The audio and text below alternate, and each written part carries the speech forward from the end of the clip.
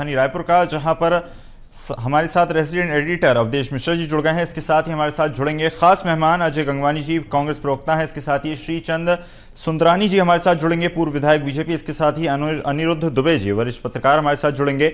आप सभी खास मेहमानों का बहुत बहुत स्वागत है। और इसके साथ ही BSTV की तरफ से आप सभी को लोकतंत्र के महापर्व की शुभकामनाएं। और लोकतंत्र का महापर्व किस उत्साह के साथ मनाया जा रहा है, सभी ने हमें तस्वीरें देखी। और जिस तरह से अवधेश जी, पहले आपके पास आना चाहूंगा कि छत्तीसगढ़ की 3 सीटों पर लोकतंत्र का महापर्व लगातार जारी है। मतदान की जो प्रक्रिया है वो जारी है। तीनों सीटों की अगर बात की जाए तो भारतीय जनता पार्टी ने पिछले चुनाव में क्लीन स्वीप दर्ज की थी। इसके साथ ही वोट शेयर की अगर बात की जाए तो भारतीय जनता पार्टी ने 49.41%, तो वहीं कांग्रेस ने 44% मत हासिल किए थे। 75% पिछली बार वोटिंग दर्ज की गई थी। और महासमुंद में से अगर बात की जाए तो 4 में से 3 चुनाव भारतीय जनता पार्टी ने जीते थे। तो वहीं राजनांदगांव और कांकेर के 4 में से 4 चुनाव भारतीय जनता पार्टी ने जीते थे। इस बार किस तरह का समीकरण आप देख पा रहे हैं, किस तरह की तैयारी दोनों दलों की, और क्या कुछ परिणाम आने वाले हैं? जी बिल्कुल बिल्कुल ईसा जी, जिस तरह से तस्वीरें सवेरे से निकल के आ रही है, मतदाताओं का जो उत्साह है वो निश्चित तौर पे चढ़ते हुए सूरज के साथ बढ़ते हुए उत्साह को बताने के लिए काफी है। लेकिन सबसे बड़ी बात यह है कि 9 बजे तक जो आंकड़े आ गए हैं, उस आंकड़ों पे नजर डाल दी जाए तो महासमुंद में केवल 14.33% मतदान, राजनांदगांव में 14.59% मतदान। तो BSTV की अपील कि आज सारे कामों को दरकिनार कर दीजिए। 5 साल के लिए आपको मौका मिला है। इस 5 साल के महायज्ञ में, इस लोकतंत्र के महायज्ञ में अपनी भागीदारी सुनिश्चित कीजिए। BSTV की अपील कि सारा काम बाद में, पहले मतदान कीजिए, पहले मतदान, फिर दूजा काम, फिर जलपान, और जो भी आपके काम हो वो सारे काम आप बाद में कीजिएगा। सबसे पहले मतदान कर लीजिए। तो मैं चर्चा की शुरुआत करता हूं। तीनों जो मेहमान हमारे साथ जुड़े, आप सभी का स्वागत है। लेकिन सबसे पहले मैं एक बार पखानजोर लेके चलता हूं अपने दर्शकों को कि पखानजोर से प्रसन्नजीत शाह हमारे साथ बने हुए, सबसे अंदरूनी इलाके में प्रसन्नजीत मौजूद है। उनसे जरा जान लेते हैं कि धरातल की तस्वीरें और धरातल की हकीकत क्या है। प्रसन्नजीत, आप तक मेरी आवाज पहुंच रही, तो जरा बताइएगा कि उस घोर नक्सली क्षेत्र में जहां पे आप मौजूद हैं, क्या कुछ तस्वीरें जो लोकतंत्र को मजबूत बनाने के लिए माना जाएगा, क्या कुछ तस्वीरें आप देख पा रहे हैं प्रसन्नजीत?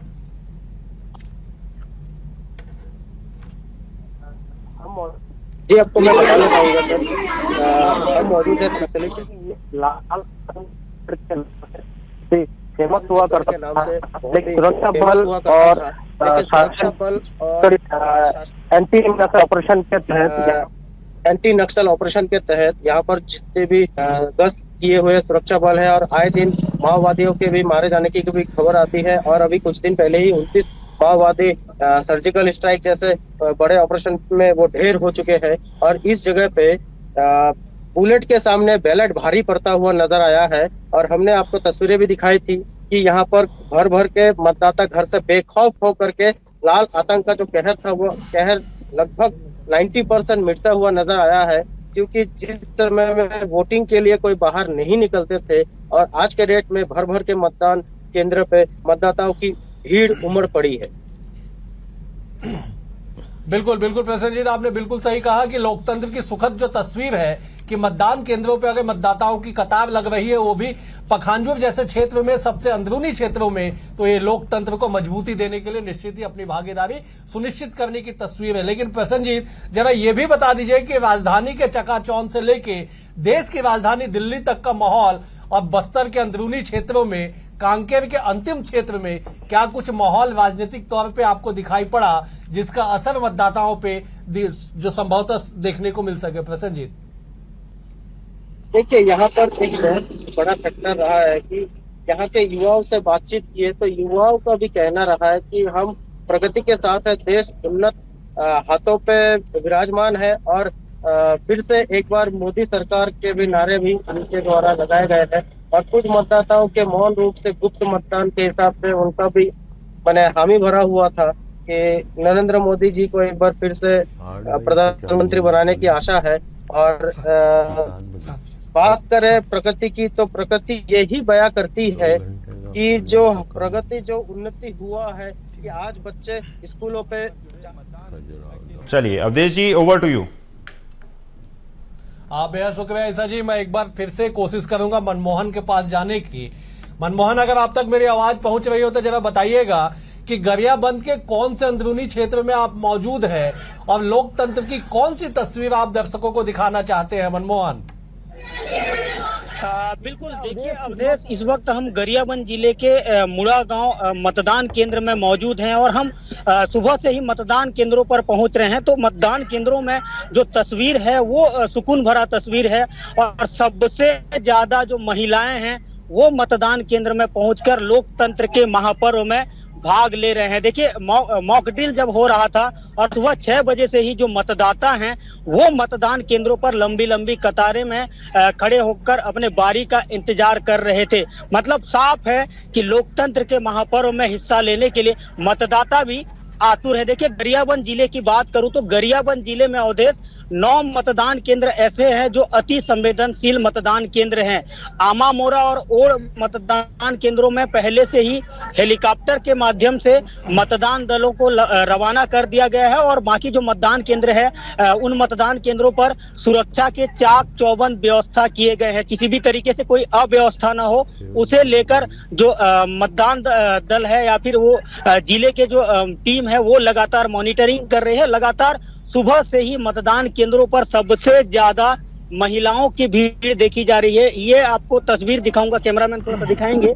ये मतदान केंद्र मुड़ा गांव की तस्वीर है और यहाँ पर सबसे ज्यादा आप देख पाएंगे जो महिला हैं, महिला यहाँ पर लाइन में लगी हुई हैं और सबसे ज्यादा महिलाओं में काफी दिलचस्पी है और वो लोकतंत्र के महापर्व में हिस्सा लेने के लिए कतारबद्ध तरीके से खड़े हैं और अपने बारी का इंतजार कर रहे हैं। गरियाबंद बिल्कुल जिला है, आप लगातार नजर बनाए रखेगा, आगे भी आपसे अपडेट लेंगे। लेकिन सबसे पहले आपको एक बड़ी तस्वीर दिखा दे, एक बड़ी घटना की तस्वीर दिखा दे कि राजधानी रायपुर के सिविल लाइन क्षेत्र से देवती कर्मा जो कांग्रेस पार्टी की ओर से पूर्व विधायक थी, उनके बंगले पे जो गोली चली है उस गोली की जो तस्वीर है वो जरा देख लीजिए, घटनास्थल की तस्वीर देख लीजिए। अब आप अपने टेलीविजन स्क्रीन पे अपने दर्शकों को दिखा रहे कि किस तरह से जो है यहाँ पे जो बंदूकें जो है वो बिखरी हुई दिखाई पड़ रही है, एक राइफल भी दिखाई पड़ रहा है और सबसे बड़ी बात ये कि एक प्रधान आरक्षक की मौत भी इस घटना में हो जाना अपने आप में कई संदेहों को जन्म देता है। सबसे बड़ी बात यह कि देवती कर्मा का जो बंगला है उसके जरा लोकेशन समझ जाइए कि मुख्यमंत्री निवास से सटा हुआ यह बंगला है, मतलब 50 मीटर की भी दूरी नहीं है मुख्यमंत्री निवास और देवती कर्मा के इस बंगले में। तो देवती कर्मा के बंगले में गोली चलना, प्रधान आरक्षक की मौत और प्लाटून कमांडर के घायल होने की खबर निश्चित तौर पर चौंकाती है कि आखिरकार राजधानी रायपुर के सबसे पॉश क्षेत्र कहा जाए या सबसे सुरक्षित क्षेत्र कहा जाए जहां पे मुख्यमंत्री का निवास है, वहां पे गोली चल जाना अपने आप में कई तरह के सवालों को जन्म देता है। लेकिन इस तस्वीरों के साथ आगे क्या कुछ इसमें कहानी रही ये भी हम आगे अपने दर्शकों को बताएंगे। फिलहाल चुनावी इस चर्चा पे लौटते हैं और मैं चर्चा की शुरुआत जरा सुंदरानी जी से करता हूं। सुंदरानी जी, आप विधायक रह चुके हैं, इलेक्टोरल पॉलिटिक्स के आप जाने माने नेता हैं, क्या आपको लगता है कि मतदान प्रतिशत जो सुबह 9 बजे तक, 7 बजे से लेकर 9 बजे तक 2 घंटे में अगर महासमुंद में 14% मतदान, राजनांदगांव में 14% मतदान और कांकेर में 17% मतदान, क्या मायने निकाले जाए, जरा ये एक बार बता दीजिए। डॉक्टर अवधेश जी, निश्चित रूप से ये चिंता का विषय है। इतना प्रचार, जनता को जागरूक करने का काम विभिन्न सामाजिक संस्थाओं के द्वारा, सरकार के द्वारा, चुनाव आयोग के द्वारा लगातार मतदान को प्रोत्साहित करने के लिए काम किया जा रहा है। लेकिन उसके बाद प्रथम 2 घंटों में अगर मतदान 14-15% ही रहा है तो निश्चित रूप से ये लोकतंत्र के लिए अच्छी बात नहीं है। परिणाम तो जो भी आएंगे, किसके पक्ष में होंगे किसके पक्ष में नहीं होंगे, वो तो 4 जून को ही पता चलेगा। लेकिन निश्चित रूप से प्रदेश में भारतीय जनता पार्टी, पूरे देश में माहौल है मोदी जी के पक्ष में। मुझे लगता है कांग्रेस का मतदाता उदासीन हो चुका है, क्योंकि कांग्रेस के मतदाता को डॉक्टर अवधेश जी लगने लगा है कि वो इस बार हारने जा रहे हैं। तो हारने जाने की स्थिति में कांग्रेस का मतदाता निकल नहीं रहा है और यह अभी नहीं, पहले चरण में भी देखने को मिला, दूसरे चरण में भी देखने को मिल रहा है। जो मोदी जी की गारंटी पे विश्वास करते हैं वो लाइन लगा के मतदान कर रहे हैं। जो मतदाता नहीं निकल रहे हैं वो इस बात से निराश है, कांग्रेस तो जीतना नहीं है, जाके अपना समय क्यों खराब करे। मुझे लगता है यही एक बड़ा कारण है। चलिए, लेकिन एक बार फिर से मैं मतदाताओं से अपील कर लेता हूं, बीएसटीवी की अपील कि पहले मतदान फिर दूजा काम आज कर लीजिए। मैं अजय जी का रुख कर लेता। अजय जी, जब इस मतदान प्रतिशत पे भी आप जब प्रकाश डाल दीजिएगा और जब ये भी बता दीजिए कि आपके मतदाता अगर घरों में है तो उन्हें बाहर निकालने की जिम्मेदारी तो राजनीतिक तौर पे आप लोगों की भी है।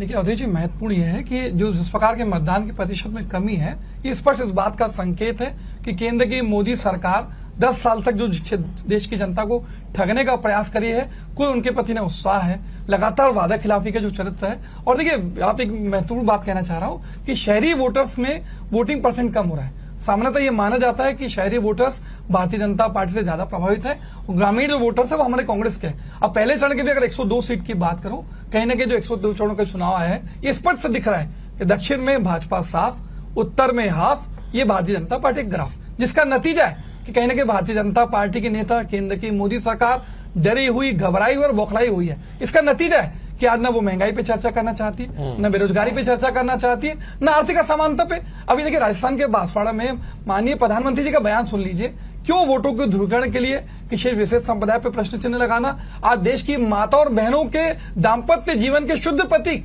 मंगलसूत्र पर राजनीति, कहीं ना कहीं प्रधानमंत्री की गरिमा के खिलाफ, राजनीतिक शुचिता के विपरीत इस प्रकार की जो बयानबाजी है। कल या परसों विजय शर्मा जी का बयान सुन लीजिए। आज कहीं ना कहीं नांदगांव की बात कर लो, 8 विधानसभा है अवधेश जी, 5 विधानसभा सीटों पे कांग्रेस का कब्जा, 3 पे भारतीय जनता पार्टी। हमारे ओबीसी के कदावर नेता आज कहीं ना कहीं राजनांदगांव के जो वोटर्स है, ओबीसी का परसेंटेज सबसे अधिक है।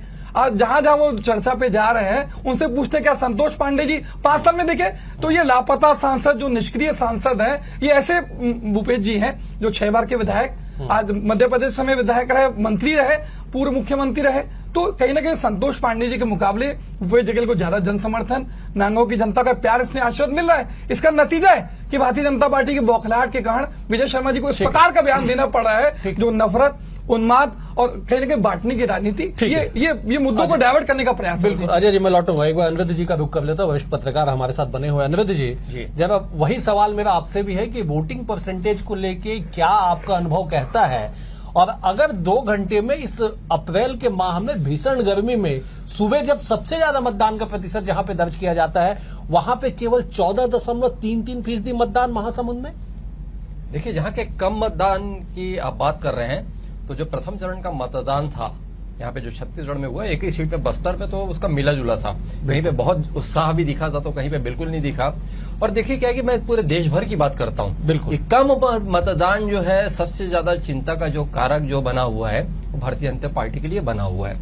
खुलकर बातें सामने नहीं आती, लेकिन ये स्पष्ट रूप से माना गया है। यहाँ पर चर्चा को रोकना चाहूंगा, और जिस तरह से हमारे सहयोगी मनोज राठौर ने पंडित धीरेन्द्र कृष्ण शास्त्री से चर्चा की है, तो उनसे सुन लेते हैं क्या कुछ कहा है धीरेन्द्र कृष्ण शास्त्री ने चर्चा में। तो जिस तरह से लोकसभा चुनाव को लेकर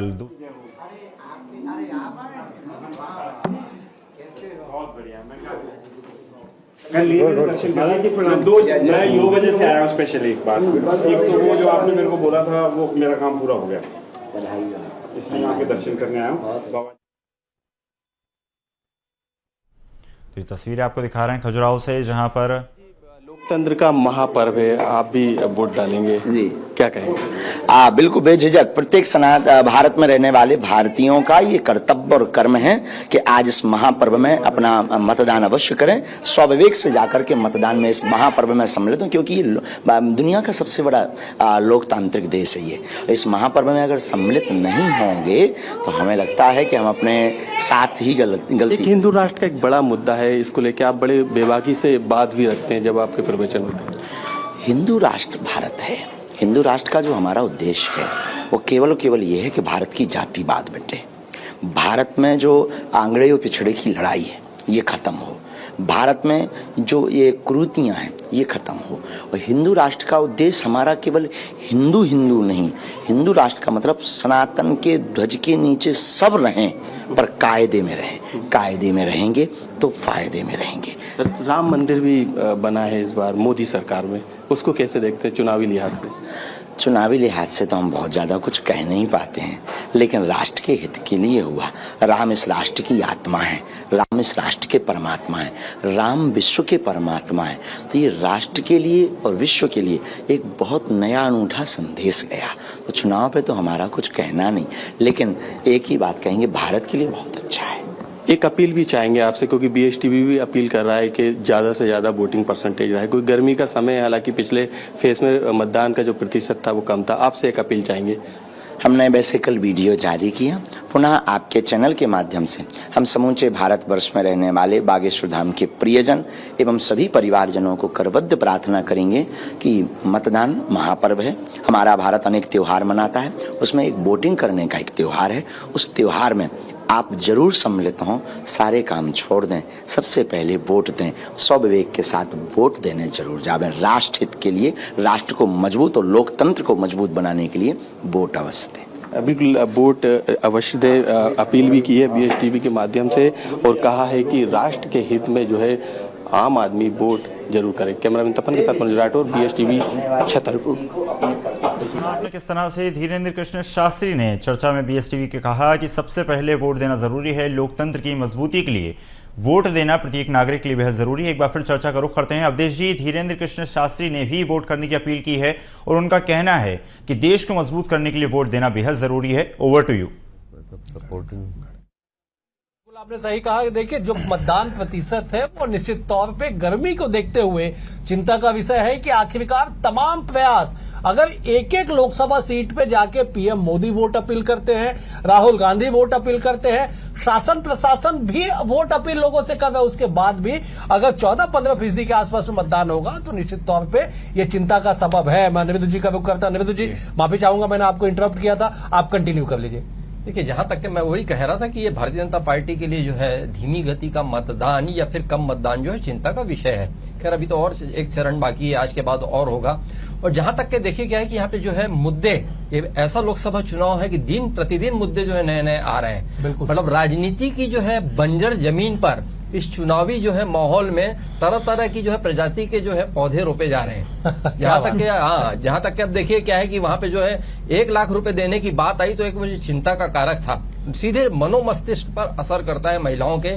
तो फिर ये मंगलसूत्र भी आ गया, फिर जो विरासत जो है वो छीन ली जाएगी वो भी आ गया। अब आप ये देखिए कि यहाँ पे जो 1 लाख रुपए जो देने की चर्चा जो है अब नहीं के बराबर हो रही है। अब बात जो है विरासत पर जा पहुंची है और मंगलसूत्र नहीं रहेगा उस पे जा पहुंची है। तो भारतीय जनता पार्टी का जो है मनोविज्ञान पे जो है बड़ा गहरा अध्ययन है और इस कौन से मुद्दे पे कहां किस तरह कौन सी चाल चलनी है भली भांति इस पे वो कामयाब भी काफी हद तक हो रही है। लेकिन जहां तक कि मैं समझ रहा हूं अवधेश जी, मतदाताओं की इस चुनाव में जो है चुप्पी ज्यादा दिख रही है। बिल्कुल सही, बिल्कुल इस चुप्पी का कैसा अंदाजा लगाया जाए, इस पर क्या सोचा जाए, ये एक जो है बहुत अहम मुद्दा है। बिल्कुल, मैं सुंदरानी जी का रुख कर। सुंदरानी जी, मतदान का कम होना क्या भाजपा के लिए नुकसानदायक होगा और जनता जो है किस मुद्दे पे वोट कर रही होगी, क्या आपको लगता है? देखिए डॉक्टर अवधेश जी, मैं तो 1978 से राजनीति में हूँ, 80 से चुनाव देख रहा हूँ। कई बार ये बात कही जाती कि कम मतदान सत्तारूढ़ दल के पक्ष में जाता है, कई बार ये कहा जाता है कम मतदान सत्तारूढ़ दल के विपक्ष में जाता है, कई बार अधिक मतदान सरकार विरोधी बताया जाता है, कई बार अधिक मतदान सरकार के पक्ष में बताया जाता है। लेकिन जब परिणाम आते हैं तो हमने देखा 40-45% के पोलिंग में भी भारतीय जनता पार्टी बड़े मतों से जीतती है। रायपुर का उदाहरण सुंदरानी जी पिछले चुनाव में है ना, 3,50,000 वोट से जीती। कम पोलिंग में हम जीते हैं, बिल्कुल सही, बड़े मतों से। तो ये आकलन नहीं लगाया जा सकता डॉक्टर अवधेश जी, ये आकलन लगाया जा सकता है कि किस पार्टी का मतदाता उदासीन है। तो भारतीय जनता पार्टी का मतदाता तो उदासीन नहीं है, कि उसके पास सकारात्मक मुद्दे हैं, राम मंदिर का मुद्दा हो या मोदी जी की गारंटी का मामला हो। फिर छत्तीसगढ़ में तो हमने 3100 रुपए धान के समर्थन मूल्य को दिया है। हमने मातारी वंदन योजना के तहत तीसरी किस्त हम देने जा रहे हैं जल्दी। और अगर हम बात करें तेंदुपत्ता तोड़ने वालों को भी प्रति मानक बोरा के हिसाब से 5500 रुपए देने की बात हम लोगों ने की और उस पर खरे भी उतरे, 2 साल का बोनस दे। तो यहाँ तो सकारात्मक नक्सलवाद पे हम लोग नियंत्रण पाने के लिए लगातार 80 नक्सलियों को मार गिराया है और नक्सलियों को हतोत्साहित करने का काम किया। तो निश्चित रूप से बहुत सारे सकारात्मक मुद्दे हमारे पक्ष में। नकारात्मक मुद्दा एक भी नहीं, नकारात्मक मुद्दे तो कांग्रेस के साथ चल रहे हैं। चाहे वो शराब घोटाले की बात हो, चाहे महादेव ऐप की बात हो, लगातार ये सारे मामलों से परत से दर परत उतरते जा रही। तो कहीं न कहीं मुझे लगता है कि छत्तीसगढ़ का कांग्रेस का मतदाता, जो परंपरागत वोटर रहा कांग्रेस का, वो नहीं निकल रहा है। ठीक है, मैं अजय जी का रुख कर ले तो जवाब ले। अजय जी, कम मतदान प्रतिशत भी बीजेपी के पक्ष में और ज्यादा मतदान प्रतिशत भी बीजेपी के पक्ष में, ये थ्योरी सुंदरानी जी ने बताने की कोशिश की है। जब ये बता दीजिएगा कि आपके मतदाता उदासीन क्यों है? क्या कांग्रेस के पास कोई ऐसा नियत नीति नारा नहीं है जिससे मतदाता रिचार्ज हो सके और मतदाता से पहले कार्यकर्ता रिचार्ज हो जाए? देखिए, सबसे महत्वपूर्ण है कि अवधेश जी, ये मैं इस बात से किसी प्रकार से सहमत नहीं हूं कि कांग्रेस का वोटर बाहर नहीं निकल रहा है। यहाँ वरिष्ठ पत्रकार अनिरुद्ध दुबे जी बैठे हैं, जो काफी लंबे समय से राजनीति का बहुत गहन अनुभव रखते हैं। उन्होंने स्पष्ट रूप से कहा कि जो वोटिंग परसेंटेज गिर रहा है, इससे कहीं ना कहीं मोदी सरकार और भारतीय जनता पार्टी के नेता घबराए हुए हैं। मेरे भाजपा के प्रवक्ता सुंदरानी जी इस बात को स्वीकार नहीं करेंगे, परंतु जितने भी जो राजनीतिक विश्लेषक हैं, सेफोलॉजिस्ट हैं, जो पहले चरण के चुनाव के बाद जितना भी उनका स्टेटमेंट आया, उसमें स्पष्ट रूप से दिख रहा है कि भारतीय जनता पार्टी के जो कोर वोटर्स थे, वो कहीं ना कहीं भारतीय जनता पार्टी की 10 साल की जो नीतियां हैं, जो वादा खिलाफी है, उसके चलते निराश है। और महत्वपूर्ण बात देखिए, आज मेरे सुंदरानी जी एक बात कह रहे हैं मोदी गारंटी की। क्या 15-15 लाख मिले? क्या 2 करोड़ रोजगार मिले? क्या बुलेट ट्रेन चालू? क्या किसानों की आय दुगनी हुई? क्या स्वामीनाथन की रिपोर्ट लागू हुई? क्या स्मार्ट सिटी बनी? तो जिस प्रकार से वादा खिलाफी लगातार देश की जनता के साथ किया गया, तो एक और महत्वपूर्ण बात कह दूं, लगातार भारतीय जनता पार्टी के नेता मोदी लहर के दम पे जीतने की बात करते हैं। इसके 3 उदाहरण देता हूं। आज अमरावती की जो इनकी सांसद का चुनाव लड़े हैं, नवनीत राणा, उनका बयान लगातार सोशल मीडिया हर जगह वायरल रहा कि अब मोदी का जादू समाप्त हो चुका है। कार्यकर्ताओं तो स्पष्ट रूप से कहा, भैया अपने दम पे चुनाव लड़ना है, कार्यकर्ता के बीच जाके उनको प्रेरित करिए भाजपा के लिए वोट करने। पहली बात। दूसरा, सबसे प्रतिष्ठित अखबार इंडियन एक्सप्रेस में हेडलाइन रही कि भैया मोदी लहर जैसे जादू की बात इस बार 2024 के लोकसभा चुनाव में नहीं है।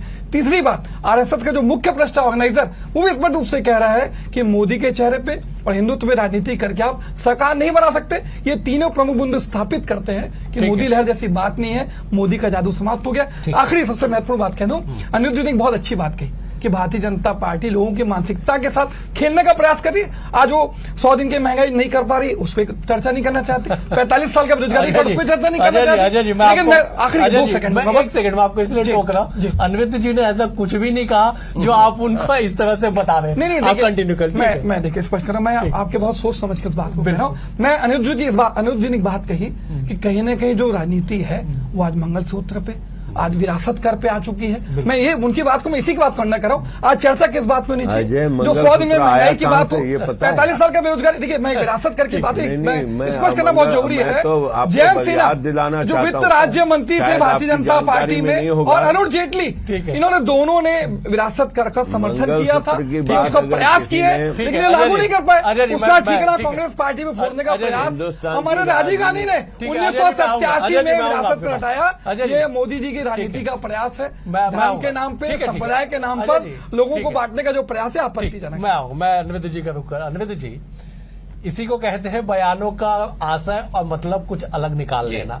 आपके बयान को भी अजय जी ने बहुत खूबसूरती से, चतुराई से कोट कर दिया कि आपने ऐसा कह दिया है। जब ये बता दीजिए कि छत्तीसगढ़ की जनता, हम छत्तीसगढ़ पे आ जाते हैं। पिछले 5 साल तक कांग्रेस की सरकार रही, 3 माह पहले कांग्रेस की सरकार बाहर हो गई, बीजेपी वापस सत्ता में लौट आई। 3 महीने का समय सरकार को मिला आचार संहिता से पहले। क्या इन 3 महीने के योजनाओं और कार्यों को लेकर सरकार जनता के बीच में जा तो रही है?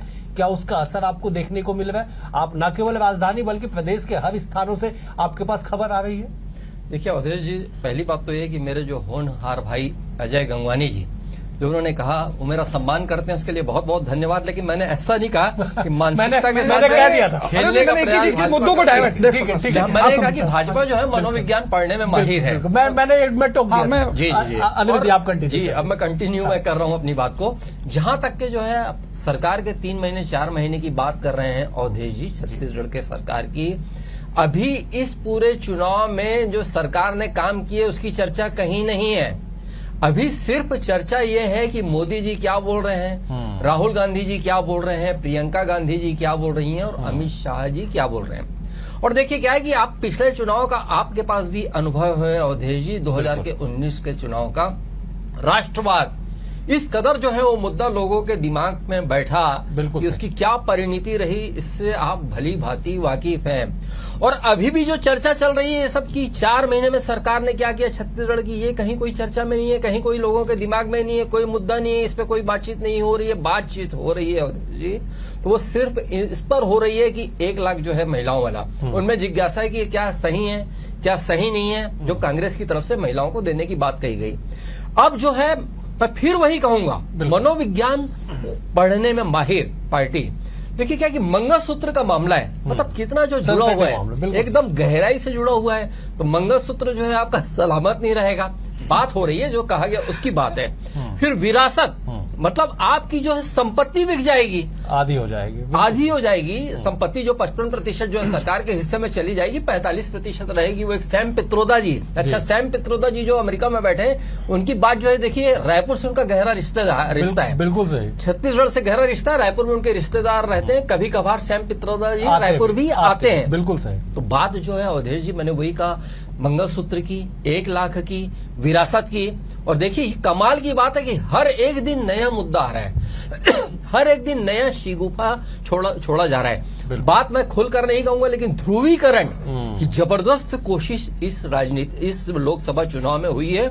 अब इसके नतीजे क्या होंगे ये 4 जून को पता चलेगा, लेकिन जो है कहीं कोई मतलब जो है मैच जो है चुनावी मैच बड़े रोमांचक मोड़ पे खड़ा है अवधेश जी। ठीक है, मैं सुंदरानी जी का रुख। सुंदरानी जी, अगर राज्य सरकार के कामों को लेके वोट अपील आप लोग नहीं कर पा रहे हैं और केवल मोदी जी का चेहरा, मोदी जी की गारंटी पे आगे बढ़ रहे हैं, तो क्या आपको लगता है कि आप जिस टारगेट को लेके चल रहे हैं, मैं इसलिए टारगेट शब्द का इस्तेमाल कर रहा हूं क्योंकि आप लोगों ने हर सीट को 5 लाख प्लस से जीतने का लक्ष्य रखा है, टारगेट रखा है, वहां तक आप पहुंच पाएंगे सुंदरानी जी? देखिए, निश्चित रूप से हम 11 सीटें और लाखों के डिफरेंस से जीतेंगे। उसमें एक भी सीट कोई हारेंगे ऐसा नहीं है। जहां तक बात है राज्य सरकार की योजनाओं की, जिन किसानों के खातों में पैसा जमा हो रहा है, करीब 13,000 करोड़ रुपया हमने किसानों के खाते में जमा किया। बिल्कुल। करीब प्रति माह 700 करोड़ रुपया बहनों माताओं के खाते में जमा हो रहा है। उसके अलावा 4,000 करोड़ रुपए के 2 साल के बकाया बोनस के पैसे हमने जमा किए। करीब 30,000 करोड़ रुपए हमने जनता के खातों में जमा किए। क्या ये मुद्दा नहीं होगा? ये किसी को प्रभावित नहीं करेगा या किसी मतदाता के मन में सरकार के प्रति विश्वास नहीं बढ़ेगा? जिस प्रकार से घोषणाएं को अमल में लाया गया, 36 वादे किए थे कांग्रेस सरकार ने, 6 वादे पूरे नहीं कर पाए 5 साल में। लेकिन वहीं अगर हमारी विष्णुदेव साय जी की सरकार ने 80% वादे और प्रमुख वादे तो 100% वादे पूरे किए, तो क्या जनता एक वोट भी नहीं देगी विष्णुदेव साय जी की गारंटी पे या मोदी जी की गारंटी पे? मोदी जी की गारंटी 100% पूरी हुई। ये कोई भी बातें कांग्रेस उठा ले, बेरोजगारी की बात उठा ले, 2 करोड़ लोगों को रोजगार देने की बात, मैं दावे के साथ कह सकता हूं कि 9 साल में 18 करोड़ लोगों को रोजगार देने का काम अकेले मुद्रा बैंक की योजना के माध्यम से किया है, 50,000 से लेकर तक। लेकिन कांग्रेस क्यों स्वीकार करेगी? और अजय गंगवानी जी को क्यों स्वीकार करना चाहिए? वो कांग्रेस की तरफ से बैठे और भाजपा की बुराई निकालने के लिए बैठे, लेकिन जनता थोड़ी इनकी बात को विश्वास करेगी। ठीक है, सुंदरानी जी, मैं लौटूंगा एक बार अजय जी का रुख कर। अजय जी, इस चुनाव में या पिछले चुनावों में बयान बड़े चर्चाओं में रहे, जिस तरह से अभी अनिरुद्ध जी ने कहा कि सैम पित्रोदा का बयान, रायपुर से उनका कनेक्शन, वास्तविक में ये बात देखने को मिला कि पहले आप लोगों के तरफ से बयानबाजी हो जाती है, बीजेपी मुद्दा बनाती है, उसके बाद आप सफाई देते हुए फिरते हैं। आप कहते हैं कि मेरे कहने का मतलब ये नहीं था, मैंने कहावत में कह दिया था, मैंने बोलते बोलते बोल दिया था, मैंने स्थानीय भाषा में कह दिया था। इन तमाम चीजों का नुकसान भी होता है कांग्रेस को, चुनावी इतिहास रहा है नुकसान का। बावजूद उसके ऐसी बयानबाजियां, क्या ये कांग्रेस के लिए सेल्फ गोल नहीं माना जाएगा? देखिए, बयान से ज्यादा महत्वपूर्ण यह है कि भारतीय जनता पार्टी की ट्रोल आर्मी, आईटी सेल हमारे बयानों के अधूरे हिस्से को शेयर करके लगातार झूठ भ्रम फैलाने का प्रयास करती है, परंतु देश की जनता और छत्तीसगढ़ जनता ये बहुत अच्छे से महसूस करी है। वरिष्ठ पत्रकार अनिरुद्ध दुबे ने सैम पित्रोदा के बयान की बात करो, ऑलरेडी हमारे जो मीडिया डिपार्टमेंट हेड है जयराम रमेश जी का एक पूरी प्रेस कॉन्फ्रेंस ली गई। देखिए, महत्वपूर्ण 2 बातें हैं। सैम पित्रोदा कहीं जो बयान है उनका व्यक्तिगत बयान है। एक कार्यक्रम के बीच में कोई बयान को जानबूझकर हमारे घोषणा पत्र से जोड़ के भारतीय जनता पार्टी के नेता झूठ उपरम फैला रहे हैं। दो चीजें महत्वपूर्ण है। श्रीचंद सुंदरानी जी भारतीय जनता पार्टी के वरिष्ठ प्रवक्ता है, मैं खुली चुनौती देता हूं, मेरे 50 पन्ने के घोषणा पत्र में कहीं पे भी विरासत कर का हो तो मैं इनको स्वीकार करूं। पहली बात। दूसरी बात है कि देश के संविधान के आर्टिकल 39A 39B स्पष्ट रूप से कहता है कि देश के संसाधनों पे, देश के संपत्ति पे हर वर्ग, हमारे प्रधानमंत्री मनमोहन सिंह जी के बयान का भी जानबूझकर गलत कोट किया गया। हमने उस वीडियो को वायरल किया, उन्होंने स्पष्ट उसका ST SC OBC या EWS जो सामान्य वर्ग के, उनको संसाधनों को, संपत्तियों को बराबर अधिकार मिलना चाहिए। हमने देखा मोदी सरकार के 10 सालों में जो है आर्थिक असमानता चरम पे। 3 उदाहरण देता हूं। आज देश के 22 लोगों के पास 70 करोड़ से ज्यादा लोगों से संपत्ति है। पहली बात, 16 करोड़ लोन राइट ऑफ कर देते हैं पूंजीपति मित्रों का। इन 16 लाख करोड़ से पूरे किसानों की 25 साल तक कर्ज माफी हो सकती है, 25 साल तक मनरेगा का पैसा दिया जा सकता है। लेकिन इनकी प्राथमिकताओं में किसान नहीं है। आज देश के किसान का रेट 47,000 से बढ़ के 74,000 हो जाता है। ये मोदी गारंटी की बात करते हैं, क्या किसानों की दुगनी हुई? एक मिनट, स्वामीनाथन की रिपोर्ट लागू। अजय जी, मैं 1 मिनट रोकना चाहूंगा। मैं जरा नर्मदापुरम चलता हूं, जहां पे हमारे सहयोगी विवेक राणा ने पिंक बूथ का जायजा लिया है। तो दर्शक भी जरा एक बार देख लीजिए कि पिंक बूथ आखिरकार होता क्या है। विवेक ने जो जायजा लिया है, दूसरे चरण का मतदान है वो नर्मदापुरम की बात करें तो आप तस्वीर देख सकते हैं कि नर्मदापुरम में आदर्श मतदान केंद्र बनाया गया और आप देख सकते हैं कि किस प्रकार से सेल्फी की जो व्यवस्था है वो रखी गई है। मगर ऊपर यदि देखें सेल्फी पॉइंट में तो मेरा वोट मेरी ताकत और नर्मदापुरम, यानी कहीं ना कहीं लोगों को जागरूक किया जा रहा है। और दूसरी तरफ देखें तो पूरा जो मतदान केंद्र है उसको कहीं ना कहीं सजाया गया है। गर्मी की यदि बात करें तो आप देख सकते हैं कि मतदान केंद्र में गर्मी से निजात के लिए टेंट लगाए गए हैं, कूलर की व्यवस्था की गई है। और बात की जाए दिव्यांग लोगों की तो दिव्यांग लोगों के लिए व्हील चेयर की भी जो व्यवस्था है वो है, जिससे दिव्यांग लोग परेशान ना हो। साथ ही गर्मी जिस प्रकार से बढ़ रही, लगातार तापमान बढ़ रहा, उसके लिए लोगों के लिए जो ठंडे पानी की जो व्यवस्था है वो भी की गई है। लगातार जो लोग हैं वो यहाँ आ रहे हैं और मतदान कर रहे हैं। क्योंकि बात की जाए मध्य प्रदेश की तो मध्य प्रदेश के दूसरे चरण का मतदान का फेस है और मतदान के फेस के चलते लगातार लोग जो हैं वो जागरूक होते हुए दिखाई दे रहे हैं। और बात की जाए गर्मी को ध्यान में रखते हुए जो चिकित्सक की जो टीम है वो भी लगाई गई। यदि किसी की तबीयत खराब होती है गर्मी के कारण तो उसको तुरंत ही उपचार दिया जाएगा। आप देख सकते हैं कि किस प्रकार से जो लाइन है वो लगी हुई है। लगातार लोग जागरूक हैं और जागरूकता के साथ साथ सुबह से ही लगातार लोगों का जो तांता है वह लग गया है। लगातार महिला की बात करें, फर्स्ट टाइम वोटर की बात करें या सीनियर सिटीजन की यदि बात करें तो सभी लोग आ रहे हैं और अपने मत का प्रयोग कर रहे हैं। क्योंकि सबसे पहले मतदान, उसके बाद जलपान। कैमरामैन अमित के साथ विवेक राणा, BSTV, नर्मदापुरम। तो आपने देखा कि किस तरह से पिंक बूथ पे लोगों का जमावड़ा, या यह कहा जाए कि लोकतंत्र के इस महायज्ञ में भागीदारी सुनिश्चित करने की जो भीड़ है वो लोकतंत्र को मजबूत और लोकतंत्र को खूबसूरत बताने की ये तस्वीर है। मैं चर्चा को आगे बढ़ाता हूं, मैं अनिरुद्ध जी का रुख कर लेता हूं। अनिरुद्ध जी, एक बात अजय जी ने कहा कि जो नेता, उन्होंने सत्यनारायण गंगाराम पित्रोदा, माफ कीजिएगा सैम पित्रोदा का बयान उन्होंने कहा कि ये उनका व्यक्तिगत बयान है। सवाल ये है कि ये जब नेता घिरते हुए नजर आते हैं, जब पार्टी को ऐसा लगने लगता है कि इस बयान से शायद नुकसान हो जाए, तो ये फिर उन्हें व्यक्तिगत बयान पे मढ़ देते हैं। क्यों ऐसा होता है सियासत में, दोनों ही दलों की तरफ से? देखिए क्या है कि कांग्रेस के पास कहने के लिए कहीं कोई कुछ कमी नहीं रही है। एक बार वैसे 2018 में कांग्रेस का प्रचार करने राजबब्बर आए हुए थे, वो विधानसभा चुनाव का दौर था। बिल्कुल। नक्सलियों के बारे में कुछ ऐसा कह गए कि बहुत फिर वहां पे कैमरे के सामने खड़ा करना पड़ा। बिल्कुल। उसके बाद फिर चिदम्बरम साहब जो है भी इस विधानसभा चुनाव में आए, छत्तीसगढ़ आए और वहां पे ऐसी कुछ बात कह गए, उस पर चर्चा का दौर शुरू हो गया।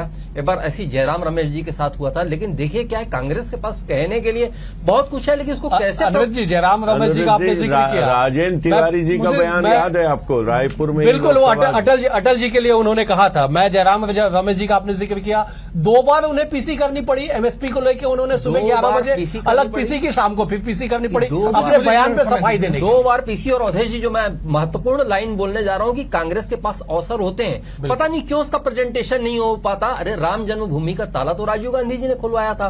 और दूसरी बात, विरासत कानून था जिसको हटवाने में भी भूमिका राजीव गांधी जी की रही है। उनके मंत्री जो विश्वनाथ प्रताप सिंह जी थे, तो कहते इसको प्रमुखता से रखते। अब जैसे मैंने कल ही भी देखा, यहाँ पे रायपुर में 2 प्रेस कॉन्फ्रेंस हुई कांग्रेस की तरफ से। इस मुद्दे को प्रमुखता से हटाया जाना चाहिए था कि ये तो इसको तो हमारे राजीव गांधी जी ने खत्म किया, लेकिन इस पे ना बोल के और कई चर्चाएं जो होती रही उस प्रेस कॉन्फ्रेंस में। तो मेरा ये कहना है कि बस कहने की और बेहतर तरीके से रखने की बात है, जहां पे कांग्रेस के नेता कहीं ना कहीं अवधेश जी मुझे पिछड़ते हुए नजर आते हैं। ठीक है, मैं एक बार सुंदरानी जी के पास रुक कर लेता हूं, फिर मैं अजय जी का रुक कर लूंगा। सुंदरानी जी, पिछले कुछ सालों से सियासत में एक तस्वीर देखने को मिल रही है कि आप लोग एक लाइन खींचते हैं या कह दीजिए कि डाइवर्ट कर देती है और कांग्रेस उसे फॉलो करते रहती है। क्या ये आपके रणनीति का हिस्सा है या सच में ऐसा होता है? मुझे तो पिछले 10-12 साल से यही लग रहा है कि कांग्रेस का पूरा चुनाव सफाई देने में निकल जाता है। बयान देना तो दूर, अपने बयानों पर सफाई देते देते चुनाव पूरा समाप्त हो जाता है और सफाई दे नहीं पाते, जनता को कन्विंस नहीं कर पाते। इनके मुद्दे जनता के बीच में विश्वसनीयता खो चुके हैं। ये 1 लाख रुपए बहनों को, माताओं को देना चाहते हैं, ऐसा घोषणा पत्र इनका बोलता है, लेकिन एक भी माँ बहन इनके वादे पे विश्वास करने को तैयार नहीं। बल्कि भारतीय जनता पार्टी के महतारी वंदन योजना में 1000 रुपया महीना मिल रहा है, उस पे जनता का विश्वास है। कितने भी फार्म भरा ले, मैं कल एक वार्ड में घूम रहा था, वहां पे इनके 2 कार्यकर्ता काउंटर लगा के बैठे थे, एक भी बहन या एक भी माता जी आके उनका फॉर्म भरवा रही है। ठीक है, कितनी भी मैं 20 सेकंड के लिए अजय जी का रुख करूंगा, मुझे समाप्त करना होगा। अजय जी 20 सेकंड में आप जवाब दे दीजिए, आपका क्लोजिंग स्टेटमेंट। देखिए अवधेश जी, महत्वपूर्ण है कि भारतीय जनता पार्टी लगातार ये प्रयास कर रही है कि जो चुनाव की पिच है उसको बदल के धर्म के नाम पे, प्रभु श्री राम के नाम पे, कभी विरासत के नाम पे, कभी मंगलसूत्र में डाइवर्ट किया जाए। लेकिन इस बार का जो चुनाव होगा वो महंगाई की पिच पे, 45 साल के बेरोजगारी रिकॉर्ड के बीच पे, आर्थिक असमानता पे, देश के संविधान की सुरक्षा पे, देश के लोकतंत्र की रक्षा पे होगा। हम इस पे कायम है। एक छोटा सा अनिरुद्ध जी ने बात कही कि पीसी में, क्योंकि हम मुद्दों को डाइवर्ट नहीं करना है, हमको चर्चा से महंगाई पे करनी है, बेरोजगारी पे करनी है, देश की आम जनता के हितों पे करनी है। जो भाजपा प्रयास कर रही है वो सफल नहीं होने देंगे उस पर। ठीक है, देखिए लोकतंत्र में राजनीतिक दलें प्रयास कुछ भी करे, लेकिन जनता जनार्दन समझदार है और यही वजह है कि जनता को जनार्दन कहा गया कि जनता जो तय करेगी आखिरकार निर्णय उसी के पक्ष में होगा। फिलहाल इतना ही। आप तीनों मेहमानों का बेहद शुक्रिया। अजय जी आपका शुक्रिया, सुंदरानी जी आपका शुक्रिया, अनिरुद्ध जी आपका शुक्रिया। मैं भोपाल स्टूडियो का रुख करता हूं। ईशा जी, ओवर टू यू। जी बिल्कुल अवधेश जी, जिस तरह से हमने कई सारे मुद्दों पर बातचीत की और दोनों ही दलों की तरफ से लगातार वादे और दावों का सिलसिला जारी है, जहां पर भारतीय जनता पार्टी का कहना है कि जनता का विश्वास भारतीय जनता पार्टी पर है, इसीलिए लगातार वो चुनाव जीतती नजर आ रही। तो वहीं कांग्रेस पार्टी का भी कहना है कि इस बार जो मुद्दे हैं, जनाधार वाले मुद्दे हैं, जनता के मुद्दे हैं, उनको लेकर कांग्रेस जनता के बीच जाएगी और इन्हीं मुद्दों पर चुनाव होगा। ध्रुवीकरण की राजनीति नहीं होगी।